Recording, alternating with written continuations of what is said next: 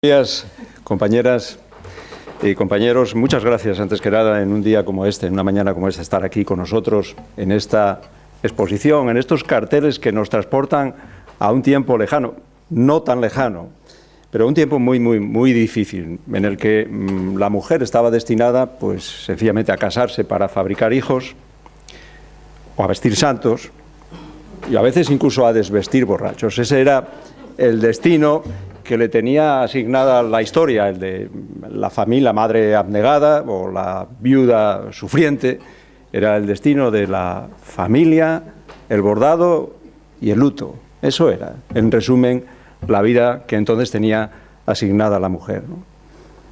Y era en el marco de una sociedad muy dura. Es difícil incluso de explicar la crudeza de aquella situación desde la perspectiva de hoy, ¿no? Pío Baroja tenía una metáfora, y hay metáforas que son más verdad que la gente que camina por la calle para describir aquella realidad. Decía que la burguesía en España, en las primeras décadas del pasado siglo, había construido en torno suyo un muro de ceguera para no ver la miseria que lo rodeaba. Pero estas mujeres que nos miran desde esos carteles sí la veían y la combatían. Ellas no eran sufragistas. Dejémoslo claro, las sufragistas, con toda razón, exigían derechos civiles y políticos, pero no cuestionaban a la sociedad ni al Estado burgués. Estas mujeres sí impugnaban esa sociedad, y la impugnaban no solamente por la discriminación que sufrían, sino por la injusticia social tan brutal que existía para todos los ciudadanos, hombres y mujeres.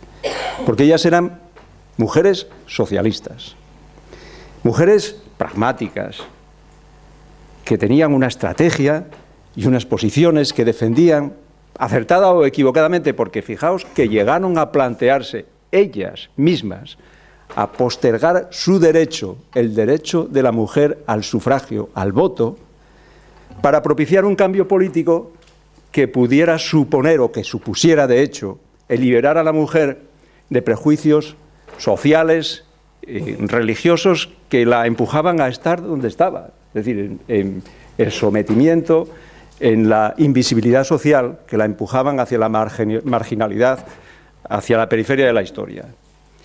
Y Margarita Nelken está ahí, en esos carteles. Vino a Asturias en los años 20 a plantear esa estrategia, a retrasar el voto de la mujer.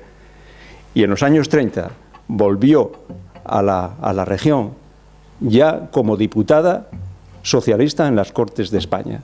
Y esas son paradojas y contradicciones que, además, cuesta trabajo analizar desde hoy, porque es muy difícil, con los parámetros del tiempo que es, pensar el tiempo que fue. Es más, demasiadas veces solemos hacerlo pensando menos en las corrientes profundas, en las pulsiones más profundas de la sociedad, que en la huella que marcaban y que dejaban las élites intelectuales o culturales de la época. Veréis. En 1931, Luis Cernuda comenzó a escribir uno de los libros más bellos de la entonces vanguardia española, Los placeres prohibidos. Un libro en el que la dignidad de los homosexuales era inseparable de la dignidad de todos los hombres y mujeres de toda la ciudadanía.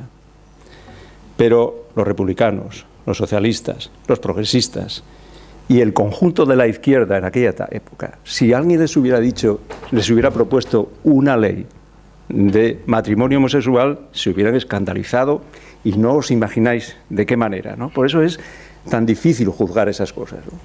Estamos hablando de un tiempo durísimo para todos, más para ellas, es verdad, pero un tiempo de confianza. Estas mujeres creían, es decir, tenían fe laica, pero fe en el futuro, en el progreso y en la razón. Ellas tenían confianza en el que se cumplieran las promesas modernas.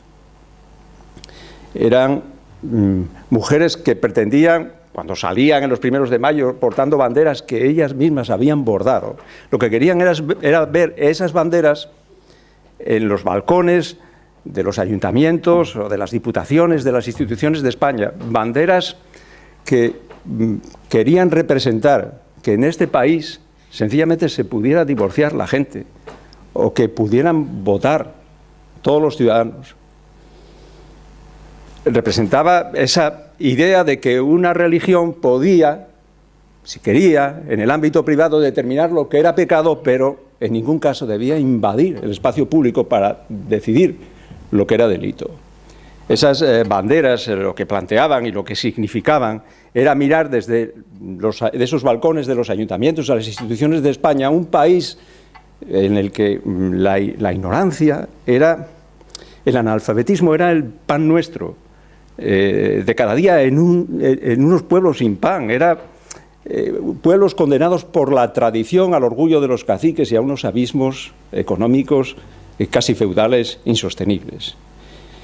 Pero además era también un tiempo de poetas, de intelectuales reformadores, de maestros de escuela, tiempo de investigadores, un tiempo que desembocó en la República y que terminó con ella, que murió con la propia República, porque aquella República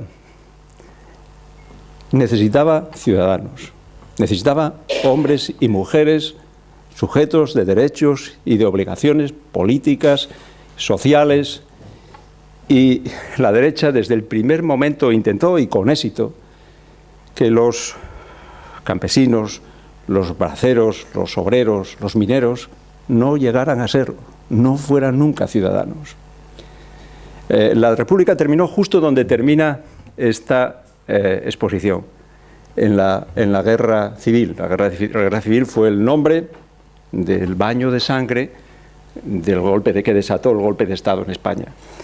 Fijaos que con ese nombre, Guerra Civil, parece que el lenguaje establece un principio de igualdad casi, ¿no?, entre la democracia que se defendía y el cuartelazo que la atacaba, ¿no?, entre el gobierno elegido por la ciudadanía y el caudillo designado por la gracia de Dios. Porque, y esa es una cuestión que tenemos que atender. Antes decía Paz, una gran mujer, un gran hombre siempre tiene una gran mujer detrás.